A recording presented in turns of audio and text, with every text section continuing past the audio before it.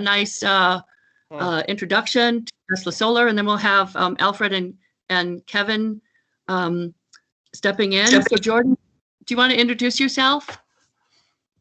Yeah, hi guys, my name is Jordan. I'm a Tesla advisor here in the, I work at the Domain location right now. And I started off my career about 3 years ago as an energy advisor, so that's kind of my background in our solar division. And I would love to help you guys get a little bit better understanding about how our Tesla Solar works and partnering with Kevin and Alfred with our local solar here. I am new to the area, so where I have solar knowledge, Kevin's going to help out with the local solar. So a little bit more specifics with maybe how Powerwall and solar works a little bit more specifically. They'll jump in, but thank you guys all for joining today, and it's great having you. Kevin, great, and Kevin and Alfred, you can introduce yourselves now as well. Yes, I will start. My name is Alfred Kimbrough. I am the new store leader here at the Domain, our gallery leader. I've been with Tesla since 2018, so right at the Model 3 launch and ramp. Crazy time, had added a lot of people to our Tesla family at that point. And, you know, I've been in Ohio, I've been in Atlanta with Tesla. Now I'm in Texas, so super excited to be here. I've worked with owners groups in different cities, and you know, I think the owners groups are really lifeline. And that you guys have really, you're always. Hey guys, whoever's not talking, can we please mute? There's a lot of feedback in the background. Thank you. Thank you. And super excited to just like continue building community with you all, and listening to your feedback and holding meetings like this where we can all kind of learn and grow together. I am not an energy expert as Kevin and Jordan are. So Kevin has prepared a presentation to kind of just level set with some of the basics around energy, specifically Tesla energy. And then of course, Jordan will be able to add in his expertise as well. And then we'll be able to answer any questions that may come up or concerns. So thank you guys so much for being here this morning, and super excited to get this kicked off with you all. Hi, y'all. Kevin here. I'm at home today, so if you hear any dogs barking, apologies there. But just wanted to, I know a lot of faces here, so it's really great to see a lot of y'all. Want to go over some basics first to kind of really level set with solar, Powerwall, what those things mean. A lot of people are Austin Energy customers, I assume, and there's some really oddities with Austin Energy specifically that are very different from most other utilities, so I'll cover some of those. I'm actually a solar and Powerwall customer for Austin Energy myself, so I can use some of those anecdotal stories if you'd like. There's probably also some other people here that can do the same, but I'll go into that a little bit more about that later. I've been with Tesla about 8 years, for those of you who don't know, in Austin, Houston, back to Austin, but ready to kind of get started with the presentation. So I'm going to go ahead and share my screen, which is going to be just a simple kind of, here's the basics of solar and Powerwall and kind of really what to expect with that Tesla ecosystem. Jordan, if you want to jump in on any of the slides, feel free as well, please. Okay. Let me go ahead and share. Okay. Okay. Okay. All right. So looks like my screen is being shared. Perfect. So, Tesla is a company that is really trying to accelerate the world's transition to sustainable energy. And in doing that, what we're trying to do is help people use more products like electric vehicles, solar production, battery storage to try and help reduce our reliance on fossil fuels. So the big picture is, how do we do that? So the way we do that is through generation of solar power, storage of that energy, and also transport using sustainable, ideally solar produced, maybe battery stored, and then powered into your electric car. That is the most simplistic way of really defining our ecosystem overall as like a product ecosystem.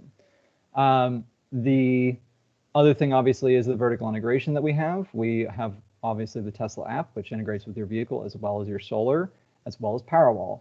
So there's a lot of really just unique experiences you can have versus having kind of a disjointed, hey, I produce solar here, but you know, I see solar here, I see my other electric vehicle on this other app, and there's not really a communication.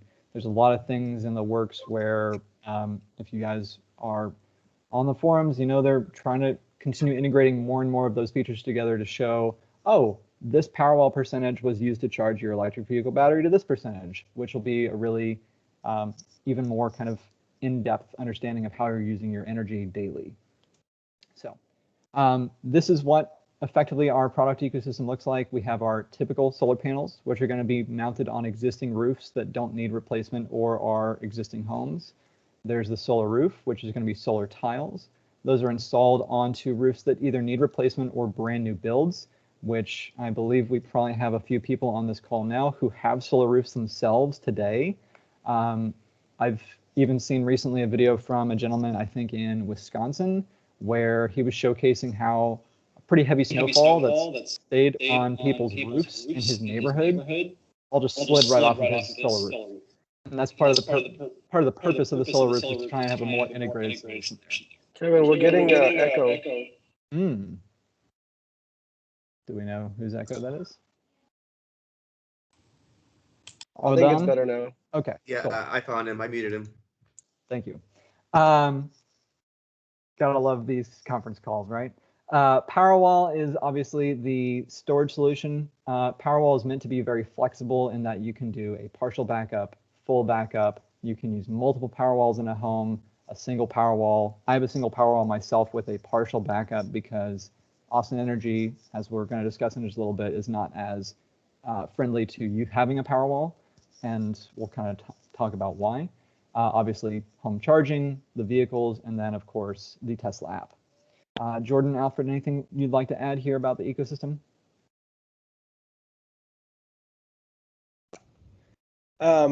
Just to add a little bit, this is Jordan. I wanted to, I guess a lot of my customers really love that integration of the app. It's really cool that you don't have to log onto a computer, which is kind of your more traditional way of seeing and monitoring what you're producing.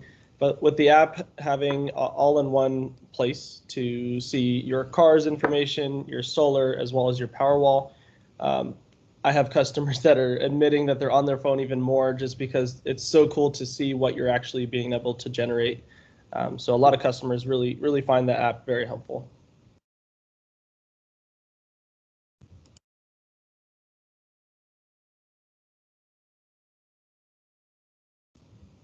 You're muted, Kevin.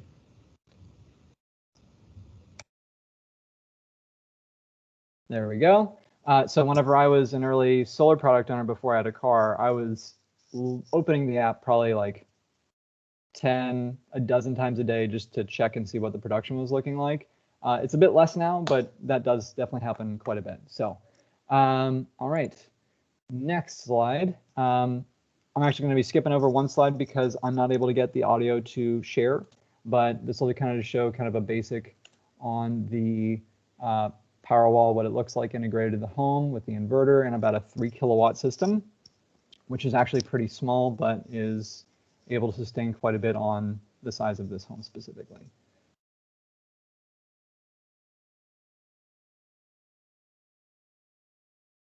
So that's a pretty small home overall, but obviously solar you build to your preference of size and also usage. And we'll talk about a bit more about that later. This is actually a good example of what a Powerwall system looks like powering a home during a grid blackout, whenever the local grid was maybe taken down by, like in this case, a squirrel, with a 5 kilowatt system generating energy, and then of course the Powerwall providing power for lights, refrigerator, basics on the home itself. And you can see the neighbors are actually in the dark at the time. The way you're going to be typically looking at having a solar and Powerwall system is really trying to work in combination with each other to store energy for use typically at night, and then obviously during the day when there's sun, it's going to be then charging the battery and also having power in the home. As the sun sets again, your Powerwall is then going to be giving energy back to the home again. And that's the basics of how that's going to work. The app functionality, if anybody does not have solar Powerwall, if you ever swipe your finger to the left, which will move the screen to the effectively what's on the right side of the screen, you'll actually be able to kind of play around with a solar or Powerwall integrated portion of the app itself. So if you're not currently a solar or Powerwall customer, you'll actually kind of get a little bit of an example showing how that looks and how it feels, if you're curious. Obviously, the referral program is able to be used with solar. If you're a current vehicle owner and you refer yourself for solar installations, including Powerwall, you can actually get a $400 credit. Anybody that uses your referral code that doesn't have a Tesla currently gets a $100 credit. So those are really nice perks of having the referral code for solar purchases. And obviously, we are trying to move towards a more sustainable future, and in doing so have a lot of products that are working together for this ecosystem. So effectively, in closing, you have your solar generation, energy storage, charging network, which actually in some cases in larger sites will take full advantage of solar production and battery storage to help offset those sites' usage whenever people are charging there, and of course the electric vehicles. That's about it. I'll go ahead and stop sharing my screen, and we'll go ahead and start with kind of a Q&A, and I'll kind of have Jordan start with kind of a basics Q&A, and then I can add a little bit of color around the Austin Energy stuff in just a bit here.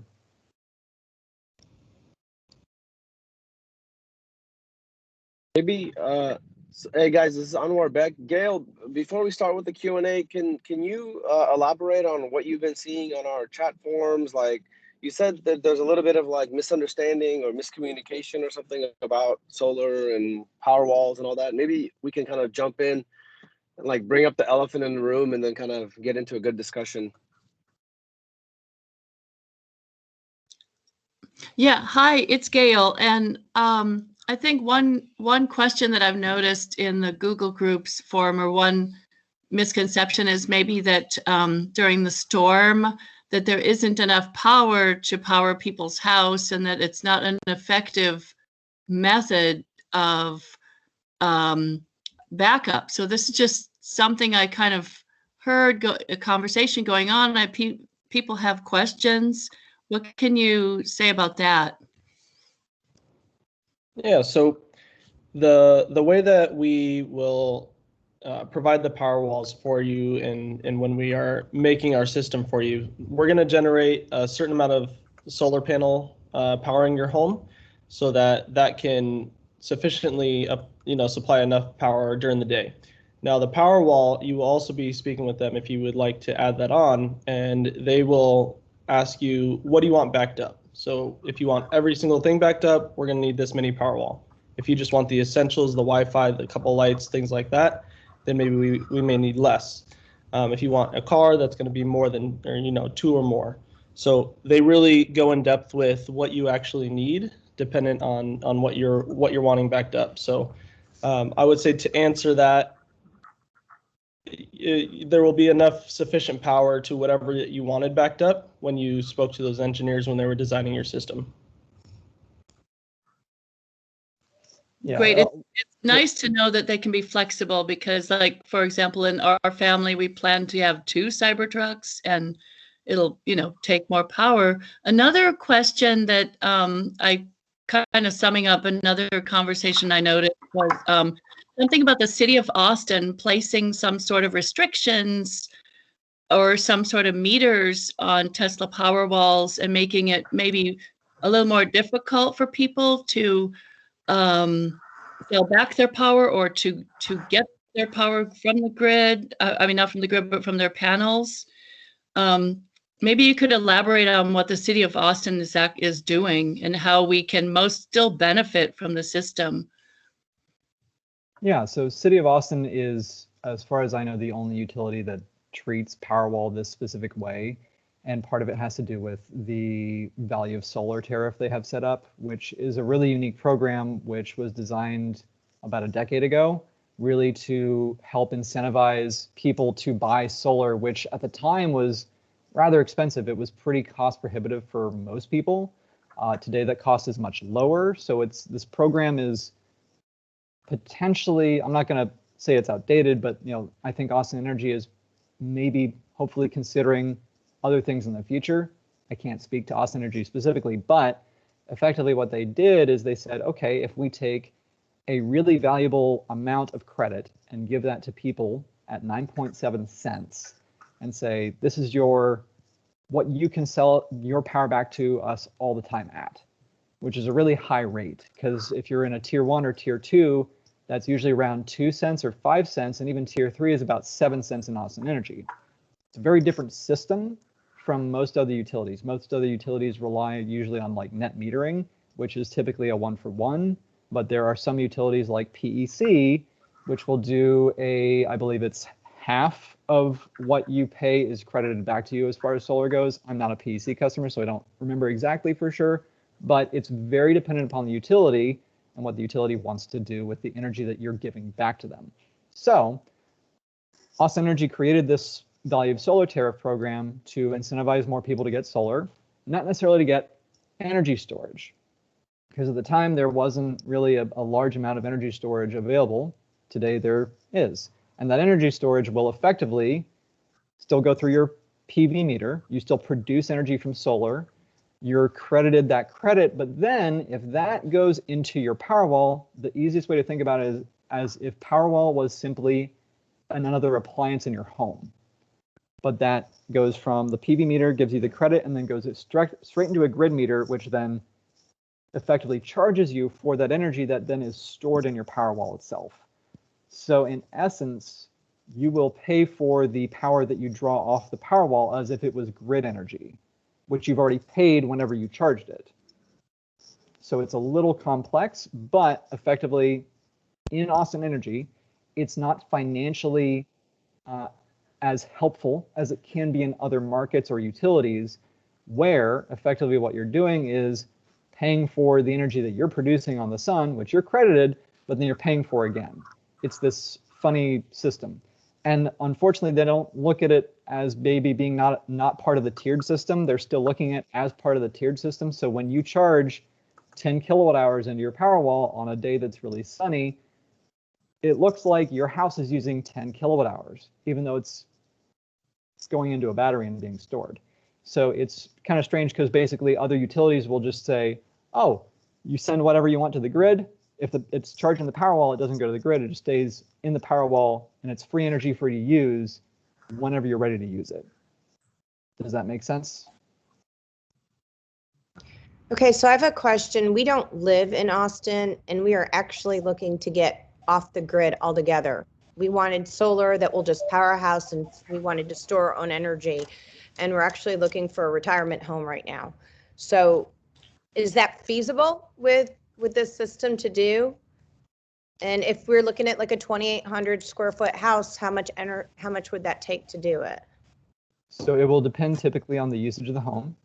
So if you're in a cul-de-sac, the best example is if you're in a cul-de-sac with the exact same like house layout, everybody's different. Everybody sets their thermostat at one temperature. Your neighbor might do it at 68, you might do it at 72. In the summer and in the winter, those energy usages are very different. So what we like to typically do is say, we want to take a look at your typical energy usage. One, build a system based on that, which our website does really easily by saying, my typical bill is blank, $150 per month, right? When it's that much per month, we can then, based on the effective area where we are in the north hemisphere of the Earth, say we should require about this much kilowatts to produce effectively what you'll need most of the time for your home.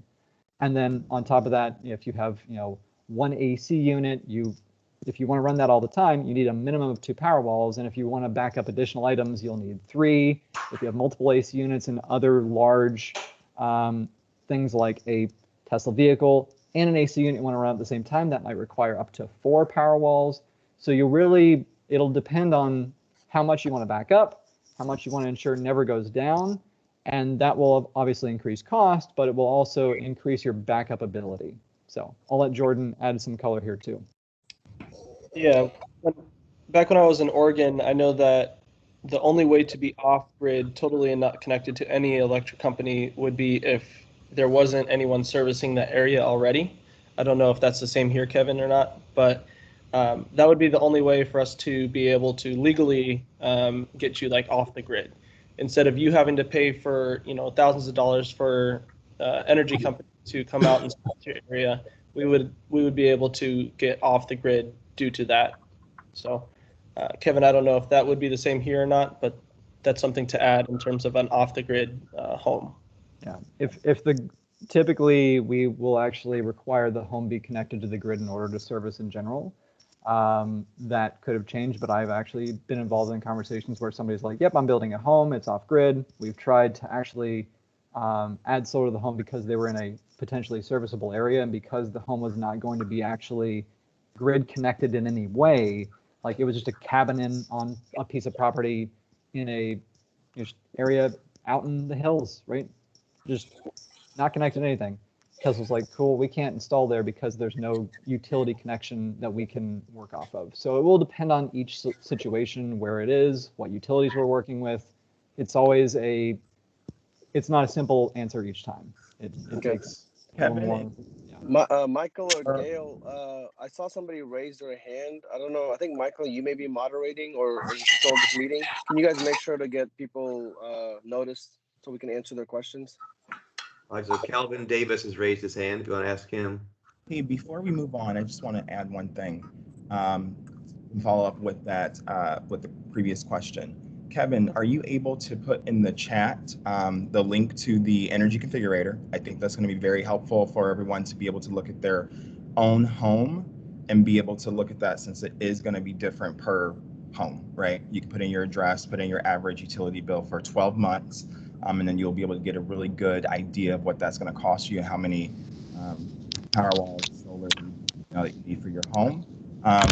And Kevin, there's also another resource where they can see if their roof is good for solar, the sun thing that you use. If you can put that in there too, I think that'll be a really good resource as well. For folks who are out of state, who should they contact to get an answer as to if they can install Powerwall without being connected to the grid? That would be with their energy advisor. So once you put your order in, basically once you put your address in, it will let you know if you're in a serviceable area or not. It will say, it'll pretty much allow you to continue, or say we're not servicing there yet. We will reach out to you once we are. So that's how you will know if you're in a serviceable area for Tesla to install. And if you are trying to do that off-grid system, you'll be assigned an energy advisor, and that's who you can speak with to go about those different options. Awesome, thank you so much. And I think the one thing that's important to mention too is that you can actually go on the website, you can place your $100 order fee, which is refundable according to the website. So, you know, there is going to be a little bit of a wait in terms of timeline of getting everything installed. So probably a really good resource for you all who are seriously considering to go ahead and visit, so you can get those more specific home questions answered. Sorry to interrupt, guys. Just wanted to add that in there. Thank you. And then for anybody that's interested in kind of doing like a specific consultation on their home, we're happy to spend a little time either via Teams or over the phone or even in person at the store or your home to kind of really better understand what is the best kind of solar solution for you, because you'll quickly notice that there's a recommendation of a system size and there's a recommendation of the number of Powerwalls that we would recommend based on the size of the home and your usage. But you can up it, you can take it down a level. We don't do what we used to do, which is we would design literally to like the kilowatt, the exact size system that you need for your usage. That increases cost a lot. So what we do is we typically see about 4 main sizes of small, medium, and large, and then an extra large system as well for most homes in most cases. So. Thank you so much, Alfred. There's a question from Candy And then we're going to let Calvin ask his question. But Candy's question was, do you know if there's any restrictions from Perdinale's electric on Powerwalls? There's no restriction to my knowledge. Again, like Powerwall is a larger chunk of cost that you're adding. So really it's, if you are wanting to be more either sustainable, where you're using solar that's stored and then you're able to be used at night, you can use it. A lot of people will say solar doesn't make sense for them if they're in PEC because they only give you about half back on the credit, so it takes a longer time to recoup the cost. If cost is a non-issue for the solar and you're just trying to go off-grid and you would like to have a Powerwall backup and also be as sustainable as possible, there's no real penalty with PEC going for a Powerwall on a solar system. But again, like the thing that you're always trying to figure out with each utility is how much credit are they going to give you back and how much time will it then take you to effectively have recouped the cost of said investment to the solar, which if ERCOT actually is increasing pricing for Texas, it's going to become a much faster payoff for most people in Texas. As of right now, it's usually about a 15 to 17 year payoff for most systems, which is about right, but California is more along the lines of like 8 to 10 years. Hawaii's like 4 to 5. So the higher your energy cost is, the more it pays off more quickly. And it will depend, again, on things like how much they're crediting you back. I'm going to go ahead and answer just one question from the chat real quick before I hand it back to Jordan. It's from Ed. Would you please explain Austin Energy and Powerwall in more detail? Is the double charge only when backup power is used in a blackout, or does it happen continuously? Effectively, the best solution for an Austin Energy customer, if you're getting a Powerwall for backup purposes, you can set the Powerwall to a backup only mode, meaning the Powerwall just sits at full. That way, your solar is not literally going from your PV meter straight back to the grid meter and charging you. It's always trying to credit back as much credit as you can to the grid, which is more financially helpful. But Powerwall is best used when being charged and discharged daily. It wants to be elastic. You don't want to let it sit at 100% all the time. That's like having your car sit at 100% all the time, and that's what we don't recommend. So can you use Powerwall as strictly just a backup with Austin Energy and not have that financial kind of hit? Yes. Then you're really just paying $8,000+ for something that might be used when the power goes out. And if you don't have a lot of outages, you may not need it. But again, like some people want it, some people don't. We have plenty of Austin Energy customers that have done it. But typically what they'll do after a few months is they go, oh, I'm being charged effectively more money than I need to be. Let me just set this over to backup mode. So I don't do that personally, but I want to be able to be as grid independent as I can, right? Well, thank you for that. I think we all hope that Austin Energy will change their policy after this disaster. I think it would really be a great thing. And Michael, do you want to go ahead and let Calvin ask his question now? Sure thing. Let me unmute him. Oh.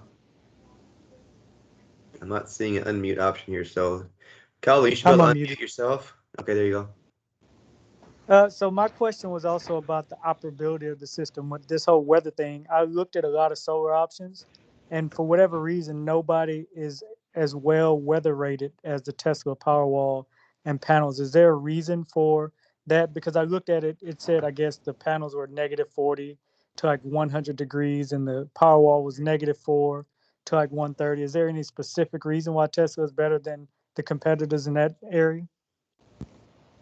I think just the fact that we have all of that data and all of the integration already with our vehicles, so we were able to take all of that water cooling and the heating that we use for our vehicles and how the batteries work, and just put it in a, what are we on, version 2 right now, Kevin? Yeah, we're on version 2 of the Powerwall. The Powerwall. Sorry. So that allowed us to really refine and because these obviously are going inside or outside. So that was something very important to our engineers that they were looking to do. But it's really cool. If you guys have never seen inside of the Powerwall, I can maybe find a picture of it, or Kevin, and throw it in the chat. But inside you have the batteries pretty much 2/3 below, and then you have heating and water cooling on the top, along with the inverter, all in that nice compact Powerwall that we offer. And learning a little bit more about it, if you are a little nerdy about it, it's pretty cool to see how everything is so integrated. It's kind of like a computer where everything's very efficient, everything's all in one little box, and very well heated and cooled. Actually, also on the panel portion, you had mentioned the weatherization of the panels. I know there's a lot of discussion about the watts a panel produces. So there's some really, really effective, like high wattages on panels, but Tesla specifically doesn't use the highest wattage panels because typically those panels are not as efficient. Meaning if you're in very hot weather, like 110, 120 degrees Fahrenheit, when the sun is baking the panels, they lose their efficiency. So if you have a more efficient panel with a slightly lower wattage, the panel will typically over its lifetime be able to produce a little bit more, because the ratings each panel will have is typically rated based on a lab test with a very nice ambient temperature, direct light, and that 360 watt panel versus a 340 watt panel, while it might in perfect circumstances produce 360 watts with a certain type of loss, if it's really, really hot outside, that 360 watt panel may actually be less efficient than a 340 watt panel due to its heat effectiveness. And same thing in the cold.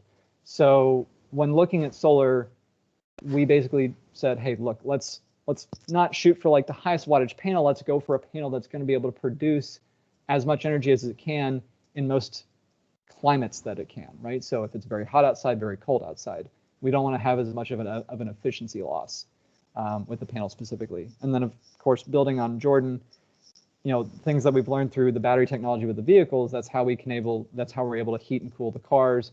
Powerwall is even actually able to, I think, be submerged up to 2.5 or 3 feet as well. So if you have it like in a garage and you're in a place like Houston that can flood, there's people that have had Powerwalls literally have standing water and they're still operating just fine. Awesome. Going through a couple of the chats, is that okay to go for the next questions? Yes, go ahead. Yeah. Yes, please go ahead. Thank you.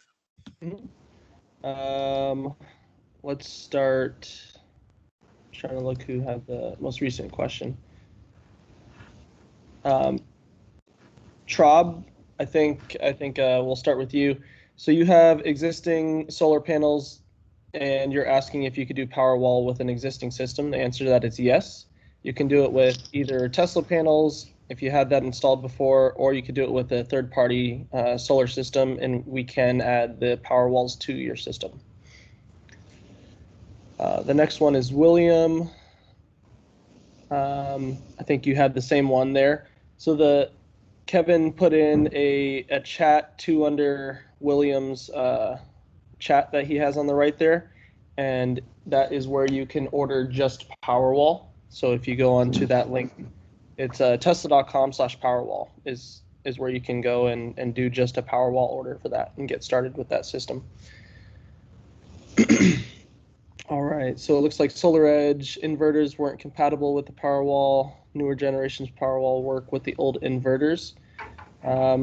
To my knowledge, I don't have the exact answer to that one. I can look. Actually speak to that. Okay. I have a SolarEdge inverter myself with my Powerwall, so it's possible they may have changed that. The inverter is a pretty large cost portion of a solar install, so it might be possible to swap it out for something else. I recently, anecdotally, I actually didn't have any Powerwall power during this outage because I'm having a couple issues with my system that's all under warranty, which is nice.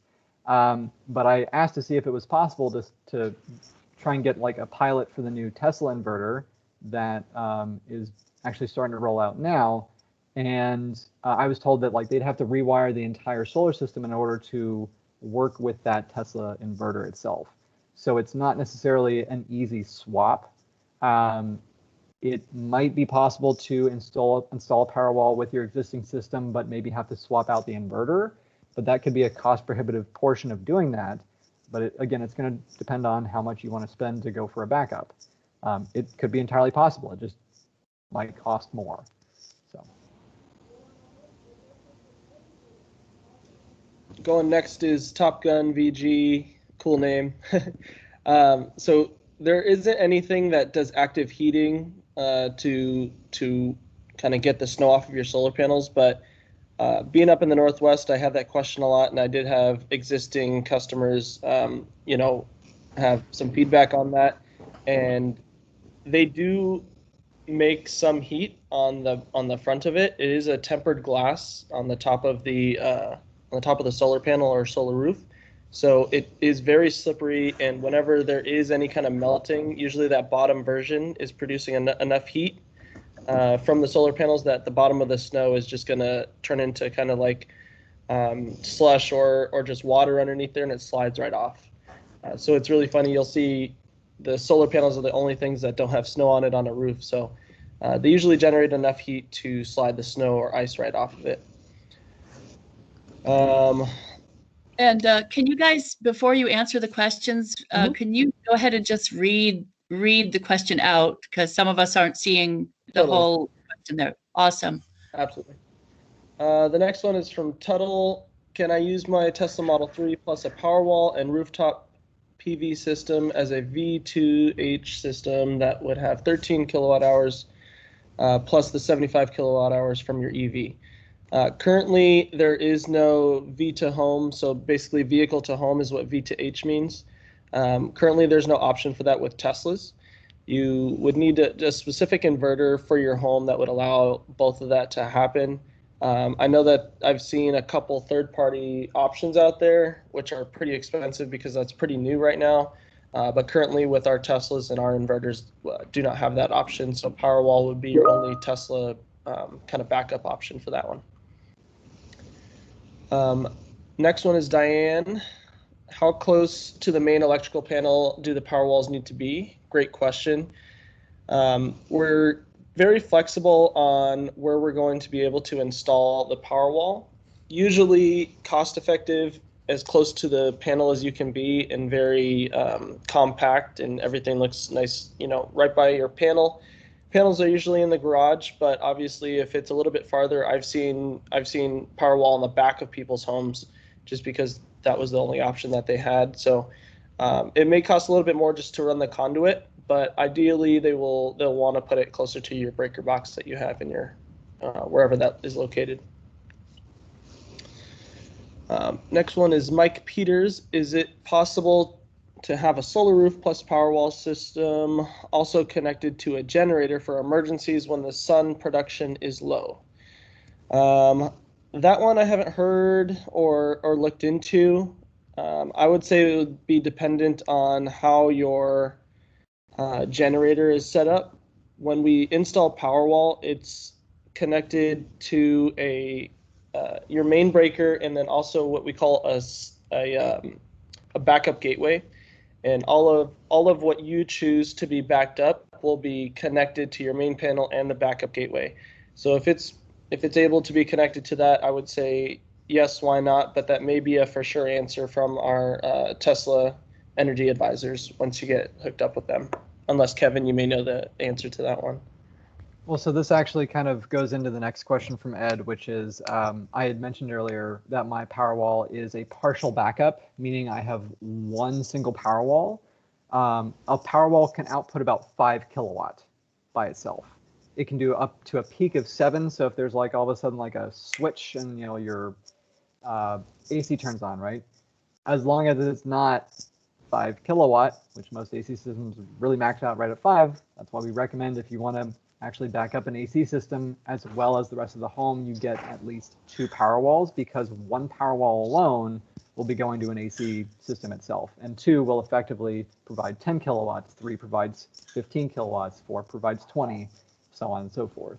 Saw a really interesting home.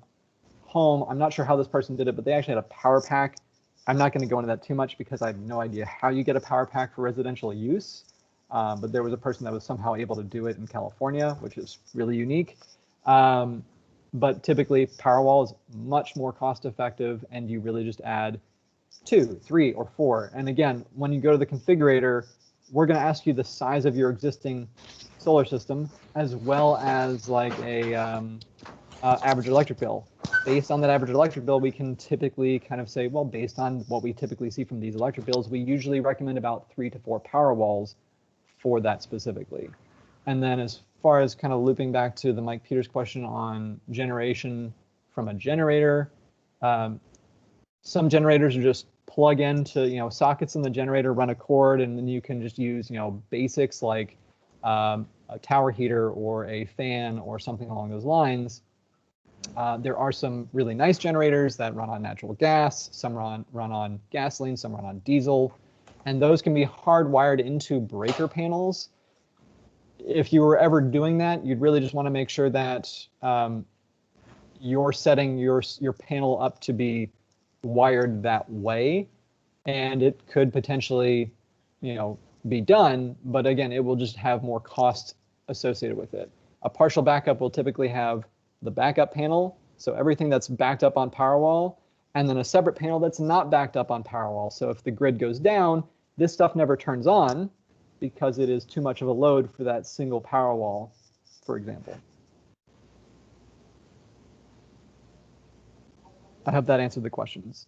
Jordan, go ahead and continue with Mr. Tuttle. Cool. Let's see here. Sorry, I lost the last one I was on. It looks like Teresa added a nice link to a company in California that can make a generator that pulls from your Model 3. So anything not from Tesla, we can't 100% guarantee or recommend, but definitely something to look into if you're looking to do that. Yeah, be careful on those things because, again, like if you want to get that, you're more than welcome to. But if anybody's familiar with, there's a couple people on Twitter that were actually posting about this that were urging caution because the Tesla is not designed to be a battery backup solution. And this is effectively then creating a solution for the Tesla to be used as a power backup. So if you're going to use it, cool. Just don't publicize that you're using it would be my recommendation there, right? Yeah. Next one from Kevin Lampert. I don't know off the top of my head if Mueller HOA is allowing solar roof tiles. We can partner with you to find out if that could be a possibility or not. Usually the solar roof tiles do qualify for a lot of HOAs, even if they don't qualify for solar panels, just because a lot of it is looks. So if our solar roof can match the, as close to the looks of your HOA, then usually it should be good to go. But partnering with them or partnering with us to go see that, we'd definitely be able to help you with that. Jordan, just for me to jump in real quick, in Texas, it's actually, we actually have a letter we can send to your HOA. We send to you so that you can send it to your HOA, specifically that tells the HOA, hey, you cannot prevent me from installing solar on our roof. I know that the Mueller development has a lot of existing roof solar, meaning they have a lot of panels installed on the existing roofs. I would typically expect they probably wouldn't have much of an issue having you install the actual roof tiles on those roofs, but I also am not as familiar with like the builders. Is it a roof that needs replacement? If it doesn't need replacement, you actually probably don't want to get the solar roof because you'd literally be pulling a just fine roof off of the house early just to then have a more expensive roof option installed. So it might actually just be more beneficial for you just to do the regular panels. If it's a relatively new home, I think Mueller's what, like effectively about a decade old. So most roofs there probably won't need to be replaced for at least another 10 plus years, typically, unless you have damage, which we can discuss at a later time.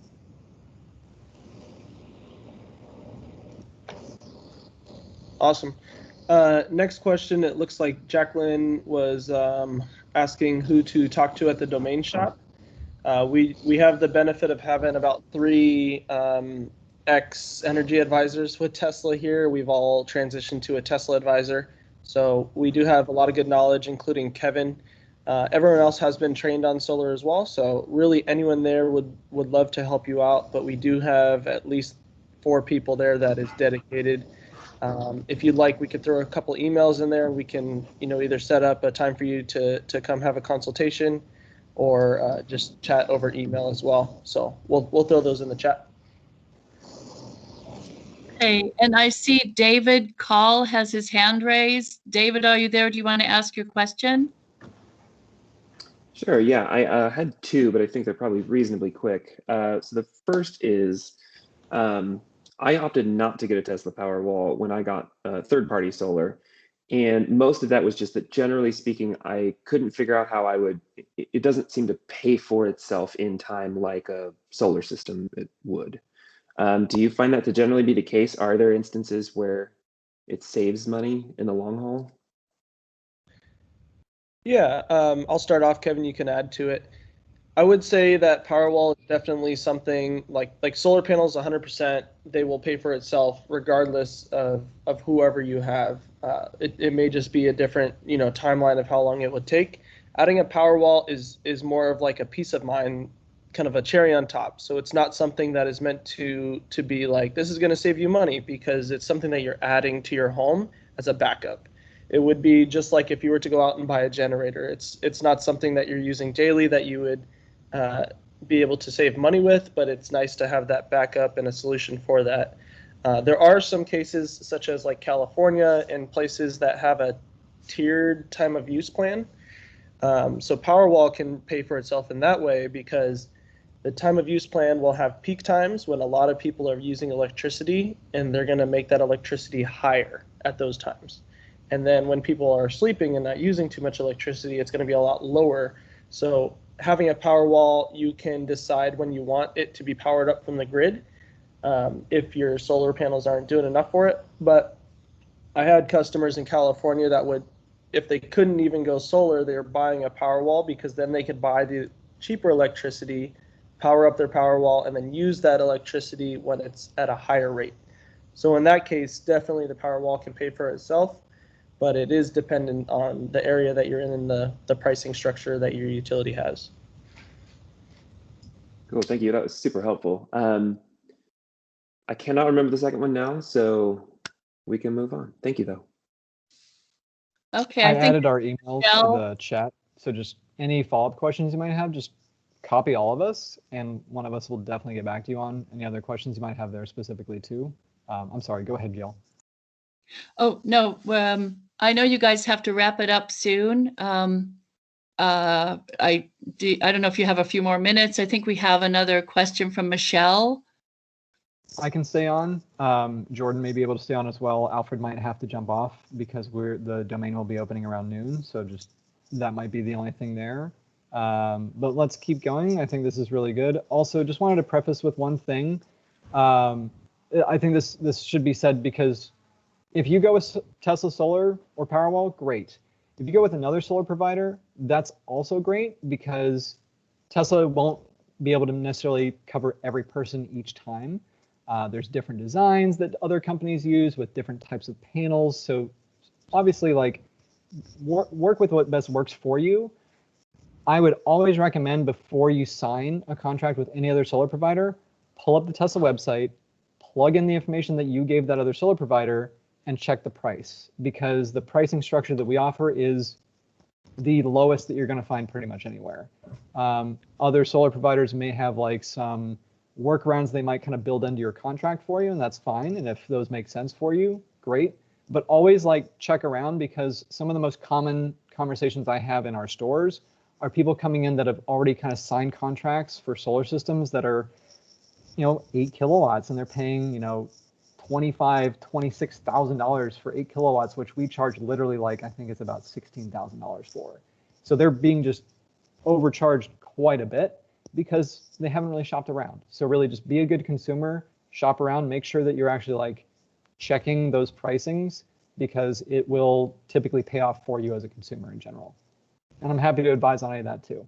So and to that, go ahead. We offer price matching as well. So if it's the same kind of kilowatt hour or kilowatt size of a system, and it is for a lower price, and they have a similar kind of warranty and everything like that, we will match that price, and that's how, you know, I haven't seen one that was even came in lower. So even though we offer that with the pricing structure that we do have, because we are vertically integrated, we don't do door-to-door sales or have commissioned employees. That all reflects in the lowest price for you guys. Okay, Michelle, did you have a question? No, actually, I had a comment. So I just want to talk a little bit about how the Powerwalls do actually save some money. So I have the solar shingle roof, which I love, love. And I have 3 Powerwalls. And so I'll give you an example. So if I'm driving to work and I'm driving 110 miles round trip to work daily, and I'm driving my Tesla, well, my batteries are filling up during the day, and then I'm going to come home and I'm going to charge my car from the solar batteries when I get home. I can use as much as I want of that energy, but without sending it to the grid. In doing that, it's actually going to save me some money, because if I'm sending that energy to the grid and they're only giving me half of the credit back, and I have to buy more energy to fill up my car, then I'm buying that at full rate, and I'm only getting half the money when I send it to the grid. So by having the 3 Powerwalls, as a matter of fact, I wish I got a few more now that I think about it, but by having those 3 Powerwalls, I'm actually saving a ton of money. It's basically, you know, going directly into my vehicle to charge it. And then I always have leftover energy to power my house and whatever else is going on. So the 3 Powerwalls is doing everything that I need it to do, and it's saving me a lot of money over time. Well, Michelle, I think I want to thank Jordan and Alfred and Kevin. I know they need to leave, but if Michelle, if you want to stay, since you have the system up and running, if anybody wants to ask Michelle some questions, and for now, Alfred and Kevin, thank you. Gail, let me wrap up real quick, if you don't mind. Go ahead. Guys, my name is Anwar Beck. For those of you that haven't met me, I'm the VP of the Tesla Owners Club here in Austin. First, Gail, thank you so much for setting this up very quickly. Gail and I spoke a couple of days ago, and she was worried about some of the misinformation or just miscommunication about within our own Tesla group about solar and Powerwall. So that was the reason for this call. So thank you, and Michael, for organizing from the tech side of things. Thanks to our guests from Tesla. Kevin and I have known each other for years and years. I claim to be like a Tesla geek, but Kevin is another level. I tell people I'm an 11 out of 10. Kevin is like a straight up 12. Knows a lot, very knowledgeable, and I appreciate how supportive you guys are of the local Tesla club and our members and owners. So the other thing that I want to comment on is just this relief recovery process that we're going to be going through for the next several days. Tesla has stepped up in a big way. Some of the executives from corporate reached out to me a couple of days ago. Tesla has donated tons of water and food. I think they're trying to focus on the Del Valley area. That's, for those of you that aren't familiar, that's where Tesla's Gigafactory is, next to the airport. So they're, you know, we partnered up with the Del Valley Community Coalition. It's a nonprofit that's helping us distribute some of this water and food and stuff. We did this, I think, 2 days ago, but today there's another event. I'll email out here shortly. I just got it from some of the leadership from that nonprofit that at Circuit of Americas at CODA, they're going to be doing another distribution event this afternoon. I just got it, so sorry for the short notice, but for those of you that are interested, you can drive out to Circuit of Americas, and I'll send the link to the sign up and all that. So yeah, so thank you guys. And also a quick update, a bunch of Tesla owners clubs outside of Texas have reached out to us via social media and stuff saying, hey, how can we help? So John, the president of the Tesla Owners Club of Silicon Valley, organized the GoFundMe. I think I sent an email about that as well, but we've raised, I think, almost $7,000 just in the last 24 hours. So that's going to be going directly to helping people get water and food and all this, and just hopefully, I don't know how long this is going to last, but I appreciate all the support that we're getting from Tesla corporate, from other owners clubs, and from our members here locally. Kevin, do you have any final remarks from the Tesla side or any of the guys from Tesla? No real final remarks. I really appreciate everybody being on the call. There's been a lot of really great questions. I know, like, specifically Austin Energy can be a little confusing with the way they choose to treat Powerwall and really just any type of energy storage solution. It's not ideal, but again, like, I'm a Powerwall owner. I love it. I would never have gone back. And to be honest, I paid more for my system than I can today for an even larger system with a Powerwall and maybe even two. So the cost is always dropping. That's a really good thing. The federal tax credit is still 26%.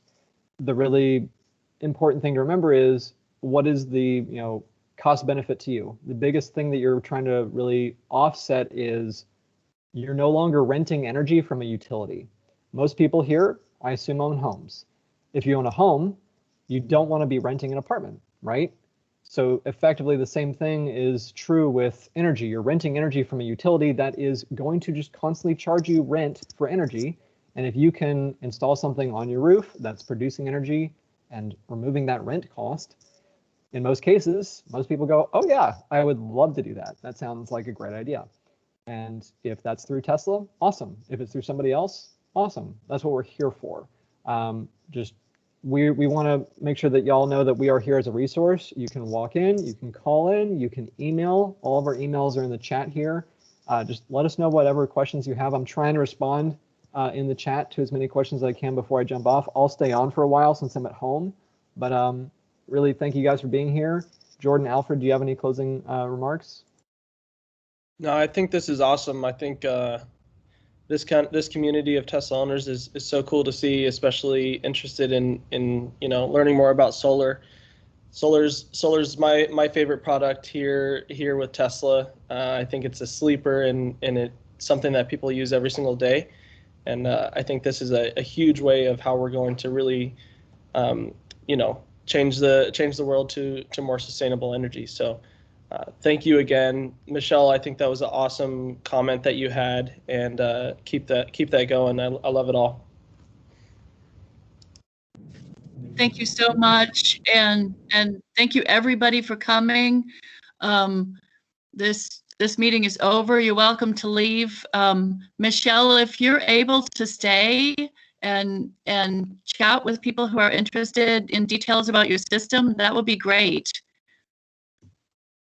Absolutely. Thank you. So Michelle, this is David Call. I don't know if you're the best person to answer this, but I did remember my second question. My understanding is that Powerwalls, at least in their current iteration, are going to last somewhere in the vicinity of about 8 to 10 years-ish. Did you finance them? And if so, what do you finance for that amount of time? I know solar is usually more like 20 years. So how does financing work on the batteries if they don't last as long? Well, I didn't finance mine. I bought mine. But I would say I feel, knowing how much I've driven my car and the reliability of Tesla batteries, I feel like they tend to underestimate their lifespan. And so I feel, it's a educated risk, but based on the fact that I've been driving my car 110 miles for the last 4 years and really haven't lost any battery capacity at all, I feel like it's a pretty safe gamble. And even if it doesn't, even if I end up in 10 years replacing a battery or one of them or whatever, I still am generating more energy on my roof right now that I can use. So I'm sending it back to the grid. So as soon as, the sun came out when we had this event here in Texas, and, whenever I was connected to the grid, I was able to send that energy back to everybody else. So I feel like it's really a safe risk at this point. I'm not terribly worried that I'm going to recoup my investment on it. Let's put it that way. Makes total sense. Thank you. I'm happy to add some stuff for the loan portion too, if you'd like, and the warranty as well. Sure would. Obviously, a warranty is, the time period that Tesla will basically say, hey, we'll fix this. Don't worry about it, right? So that's a 10-year warranty on Powerwall. After 10 years, if something does happen, it would be kind of a cost of the homeowner. However, in most cases, if you don't have issues, kind of like with a battery pack or a motor, if you don't have issues over an 8 or 10 year period, you're probably not just going to develop issues immediately unless there's like a catastrophic failure of a component. But in most cases, there's not a lot of moving parts. There's cooling and heating, so it's trying to regulate itself. So 10 years is the warranty period, but the lifetime is expected to be a little longer. As far as the loan goes, you can do a 10-year or a 20-year loan through Tesla. That's up to you. Obviously, the 10-year has a lower interest rate, but a higher monthly cost. In most cases, when we're building systems that we're trying to basically take your utility costs and effectively move it to a solar system, the 20-year loan is what will show there, because that will be the most monthly payment effective way. It looks the best. Yes, exactly. It may not be the actual best financial solution for the long term, but it's basically able to say, cool, if you just want to no longer pay the utility rent for energy and you want to own it on your home, a 20-year will effectively take that cost and move it over to your roof the most easily. But I would usually try and steer people towards a 10-year just because the interest rate's lower. It's a higher cost, but you're paying it off quicker, all that good stuff. So cool. Thank you so much. And that was Jordan or Kevin? And I would add that I had the option of putting it outside or in my garage. Actually, they wanted originally to put it right near where my electrical panel was, which is outside my house. And my garage is actually opposite the entire house. And so they did route the electric through my attic to put it in my garage. And, that was, I have a red brick house. And so it does, even in November, you could feel the heat coming off the house where the Powerwalls were going to go. So I elected to go ahead and have it moved into the garage, which, they look really beautiful. So I kind of beautified my garage, and I'm really happy with doing that. So I've seen your photos online on the Owners Club. It's awesome looking. I love it. It is really cool. I love the kind of dark with the white accent. It's really nice. You can put a Powerwall anywhere, but it is best to try and do it in a more regulated area. I actually don't have a garage, so mine just literally sits right there on my patio, but it usually is going to be on a north-facing side of the home. So that way the sun is not directly hitting it in the summer. It's trying to stay cooler in the hottest months. So. Okay. Akshay, did you have a question? If you can unmute yourself. Hey. Yeah, thanks so much. Yeah, so I'm an Austin Energy customer as well, Kevin. So I'll reach out separately, but I was just wondering, so in our situation currently, you recommend just as a backup, probably fewer Powerwalls at this point because it's going to continuously charge you for every kilowatt hour you generate, in a sense. This is where it's up to you, right? Like, think of it like an appliance. Right now, if my Powerwall is running as it's intended in most utilities, every time it discharges, it will have to charge again. So that means the PV that's going to be coming off the roof goes to the PV meter, which I get that credit for, but then it goes right back into the grid meter to recharge the Powerwall. So the most cost-effective way to create a backup solution for Austin Energy is to say, I'm just going to treat the Powerwall as a backup only, and it will like trickle charge here and there as it needs to like top itself off. But you could add 4 Powerwalls strictly in backup mode and be relatively cost neutral, but you wouldn't have the same benefits as somebody who has something like, Michelle, are you PEC or what's your utility? I'm PEC and I am on net metering. Yeah, like net metering will mean effectively she will sell back at, I think PEC does the half credit of what you would buy. They're at about 4 cents per kilowatt and I hour. will tell you, I was not really aware of that when I was signing up until after I got it. And I'm like, why am I only getting, I mean, I knew how much my house and my car was using. And then on the days when my battery was full, I saw what credit I was getting for PEC. So I'm like, So, I figured that out, but man, am I glad I got those 3 Powerwalls. That was a good decision. I wish I got 4, but Yeah, the best thing to do for really anybody considering Powerwall, the best solution would be if your time of use like California, you can effectively have the Powerwall being set to discharge during the peak hours. So that way you are ensuring that you're trying to be as grid independent as possible.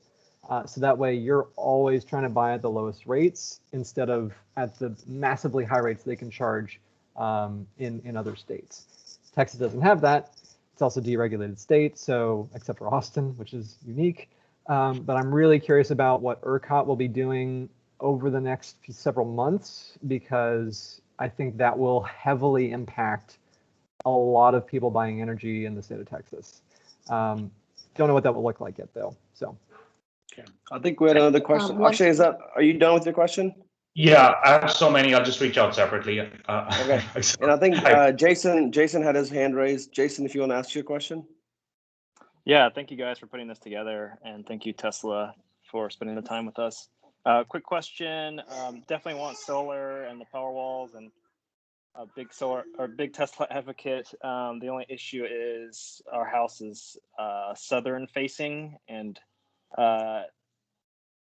don't want the panels on the front, of course, as I think many people realize. And we just had a new roof put in, so the Tesla roof didn't seem like a economical sense to go down that route. So my question is, does Tesla ever do any ground installs or like any structures like in the backyard, or is it strictly just done on the home? We don't specifically. We don't use ground-mounted solutions currently. The one thing to consider is that we do take the looks of the solar panels into account. A lot of solar panels that you'll see on a lot of homes are typically very high off the roof. You can typically see the grid structure underneath the panels, which is typically not as visually appealing. And the solar panel website will actually show really the low profile installations and the skirting for the solar panels that we install on existing roofs, which is a lot more visually appealing than most solar solutions. Is it going to be as good looking as solar roof? No, but it's going to be probably the most visually appealing solar solution you can find on the market, given that most other solutions are not using the pucks. Like we're using a puck system, which is basically like, imagine a hockey puck, and that will mount to the roof, and then the panel structure will then mount to those pucks to keep it as close to the roof as possible.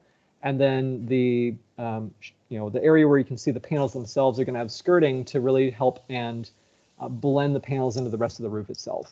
So it may not be the most visually appealing thing as like a really integrated solar roof itself, but it is probably the next best thing beyond that. But yeah, that south-facing plane is where we would recommend you install as much of the solar as you can. But also at the same time, I earlier sent in the Project Sunroof link. That's a Google tool that actually will show you your shading on your roof, so you can see if there's any other planes you could mount on that are east or west facing. Sometimes you can do an east and west kind of combined system, but once it's on a north facing plane, we're going to say don't even bother. A north facing plane is nearly useless. You really want that south facing. So Jordan, do you have anything else to add there? Jason, great question. Jordan, you want to chime in, and then we have one more, I think, person asking Robert. Yeah, real quick. I would say that definitely the traditional solar panel style isn't the best looking, but I had a lot of customers who had the same exact. Usually it's wife has objections of putting it on her nice new home, especially if you just got a new roof as well. But just everything that Kevin said with everything very low profile and everything very black and it kind of really blends in with your roof with the skirt that goes on the side and the bottom of it. Usually a lot of those people that had those concerns are happy with that. I've even had people say that they were initially concerned about that, but after having it on there, it's a real cool kind of add-on to your home, and they're proud of it. So people going down the street are, giving them thumbs up and saying, "Oh, that looks awesome." Those are so different looking than the traditional ones. So usually a lot of people are happy with the design that Tesla does their solar panels with. And I would say that's usually, people who have that kind of objection are happy if they do move forward with it afterwards. Got it. Thank you, guys. Robert, did you have a question as well? Yeah, you can hear me? Yep. Okay, so thanks for putting this together. So I'm a big fan of solar. I have like a 8.9 kilowatt system. I have a Model Y, and it's been really good for me. I just can't figure out if like a Powerwall actually makes sense in my circumstance. So like it's 1-to-1 mapping for kilowatt. So if I pull or push, it's the same amount of price. It's 12 cents per kilowatt. And I really never lose power, to be honest. So I kind of use the grid as my battery backup because I don't really ever lose power. So in this circumstance, does it really ever make sense to do a Powerwall? And do you think like the 1-to-1 mapping will go away and it'll be more like on-demand pricing? Really, really good questions there. I mean, Powerwall really financially did not make sense for my solution.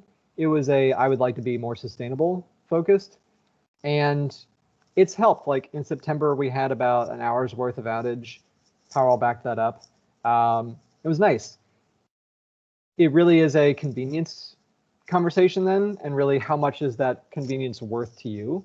If you have existing solar and you just rely on the grid for the nighttime use, you're fine typically. But I think a question that more people are starting to ask is, how much is ERCOT going to be able to keep up with the demand of Texas growing the way it is, with more winter issues and even like potential like storm issues in the summers?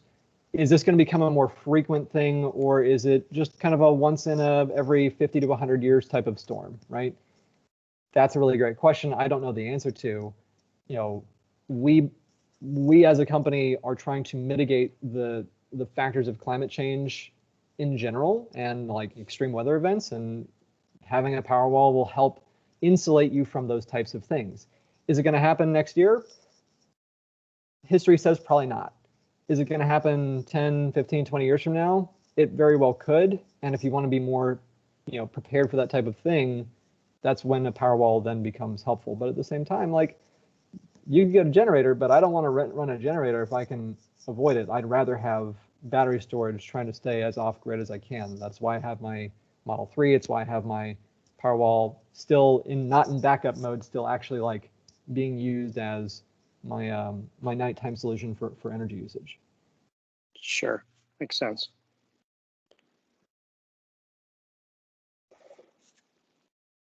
Cool. I think we're wrapping up. Gail, is there any parting words as the organizer of this meeting?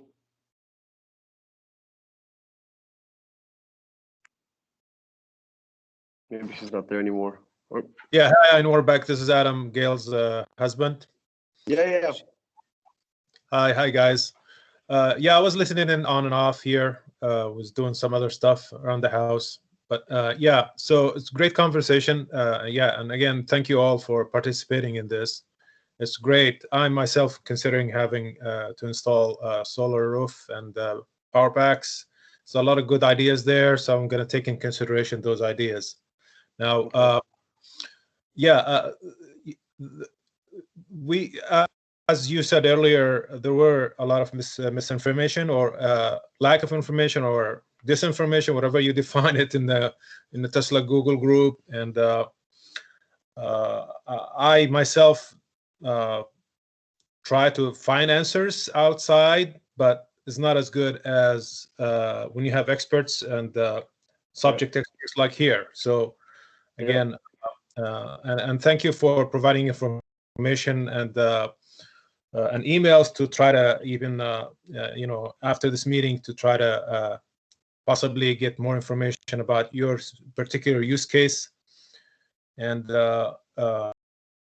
and issues as far as utilities. It's all a lot of problems that are usually relating to utilities, from what I heard, and how they treat you as a a new customer or something, or weird customer, whatever you define it. But it shouldn't be the case after what happened last week.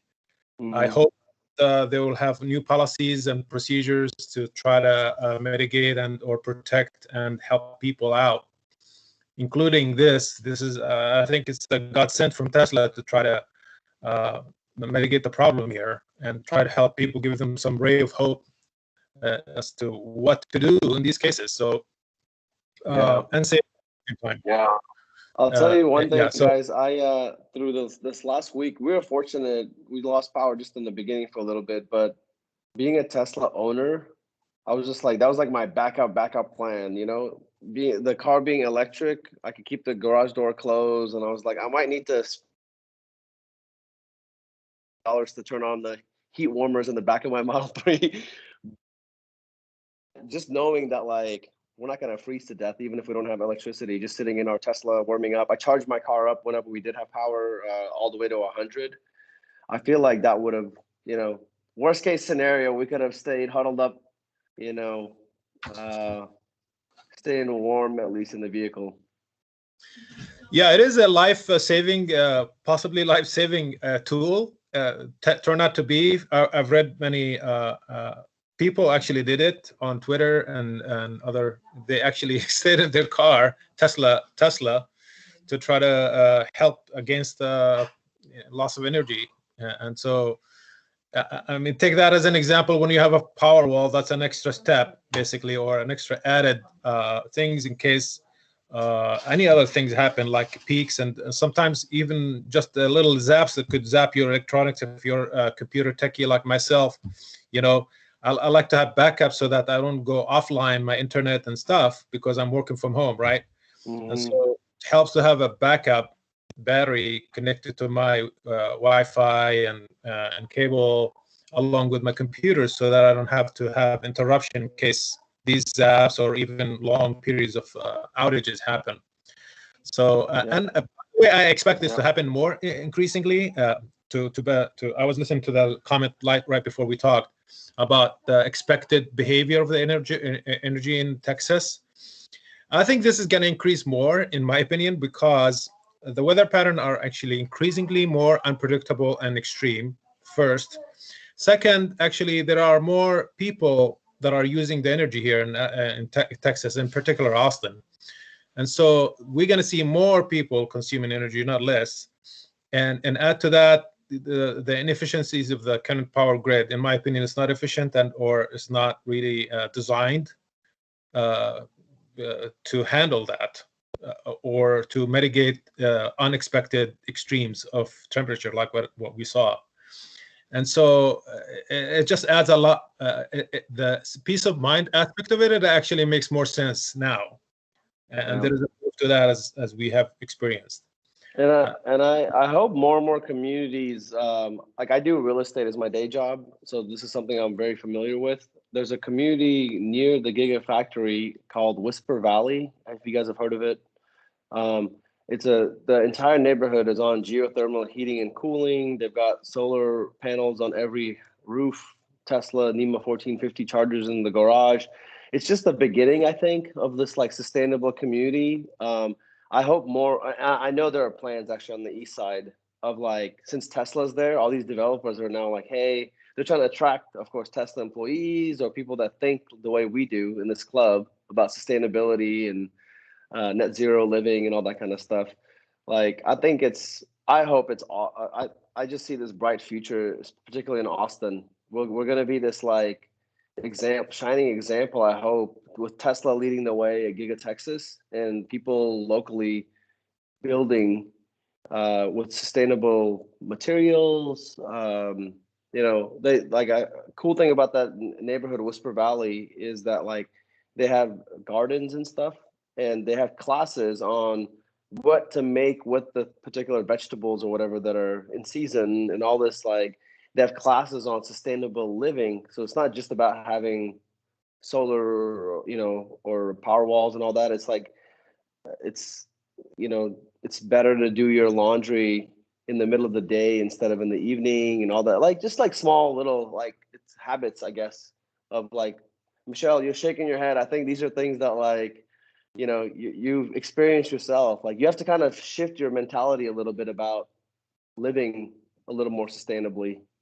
in addition to the hardware that you have. I guess let's wrap up. Kevin, if you can give the final remarks, we'll go ahead and call it we're coming on 15 minutes or an hour and 20 minutes or so. So thank you guys again for taking the time. Kevin, if you have any parting remarks, and then we'll wrap this meeting up. Certainly. Really, there's a lot of really good questions here. I think there's a lot of people really just kind of asking about solar, Powerwall, solar roof, if it's a good system for them, if it's a good solution for them. The best answer for you is really we need to see based on your home, based on your usage. That's why the best thing to do is either use our tools online, or if you're not really sure, I've added the emails. If y'all can send out the emails one more time, just so they have them. That way people can just reach out to us directly. We're happy to set up virtual consultations via Teams. We can set up home consultations or in-store consultations. And really, we just want to help people better understand like energy in general. There were a couple of questions about using generators, which is a totally fine solution. It's less expensive, and yeah, it works, but it's also relying on fossil fuels, which is not something that we as a company are going to really say you should do. We would prefer that you work towards a more sustainable solution, because it will be more geared towards that sustainable mentality. Can you use a generator? Sure. In some cases, you have to. I get it, right? It's nothing wrong with it, but we want to try and move away from that. So in closing, really, like, thank you guys for being on the call. Myself, Jordan, Alfred, also Paolo and Neil, our two other former energy advisors, are more than happy to go over questions, build out the configurations for you. Make sure you use referral codes. If you order a system without us and you still want to add your referral code, give us a call. We can add that for you. Not a big deal. We want to help you guys out and get everybody kind of just more educated on the products, the process, and how we can help. So cool. Well, thank you guys. If there are no more questions, Michael, again, thanks again for setting up this Microsoft meeting. Gail and the rest of the leadership team, thank you all. This was awesome. Norbek, sorry. Yes. Just one quick question, since he mentioned it. If we put an order and want to add a referral code now, who are we contacting for that? I'm going to include the emails again. Just copy everybody in the email, myself, Jordan, Neil, Paolo. I'll put the emails in the chat. And if someone's able to kind of send those out just to the group as a whole and a message for just contacting purposes, send us an email. And all we'll need is your EN, which is an energy reservation number, and then your actual referral code. If you include those two together, we can add those as long as the solar system hasn't been installed yet. So same thing with vehicles too. If you guys are not aware, as long as you haven't delivered the car yet, we can always add a referral code through administrative purposes. Just make sure we get that stuff and we can add it for you. So thank you. Cool. No problem. One last thank thing. You guys. Sorry. Nope, go ahead. One last thing, if you wanted to start an order, we don't do any kind of commission or anything here, but to support your local advisors, just to help us out. If you let us know before you order, we can just, put in a couple notes and we can say we helped influence the order a little bit, and then we could also be a point of contact for you along that job. It doesn't make any difference to you, but it just allows us, it's just how we're tracked as a store here. So it'd definitely be helpful if you just sent us your email. That's all we'd really need. And we can look up the rest of your info and do it that way, and then we can help you with the rest of your order. So we would appreciate that, but not 100% needed. If you wanted to support the local Tesla here, that is how you can do it. But thank you. Okay, cool. Well, thank you guys again. Again, our friends at Tesla, thank you guys for taking the time to come on. Leadership team, thanks for setting us up, and thank you to all the members for calling in and with the awesome questions. Michelle, thank you about your story and all that too. That was really cool. Love hearing personal accounts. Okay, we'll see you guys. We'll probably do this again when the weather gets warmer. There are opportunities for us to maybe go to one of the vendors, installation vendors, and watch and learn more hands-on about Powerwall system, the solar roof and solar panels and all that. Kevin and I will get that organized, in a few weeks, few months, something like that. when the weather, we'll wait till the weather is better. Okay. Well, thank you guys all. Appreciate it. This was an hour and a half. Awesome, jam-packed with information. Yep. Thanks, Okay. guys. Yeah, thank you all. Thank you all. Thank Bye-bye. you. Thanks, y'all. Have a great one. Bye-bye. Okay, bye. Mm.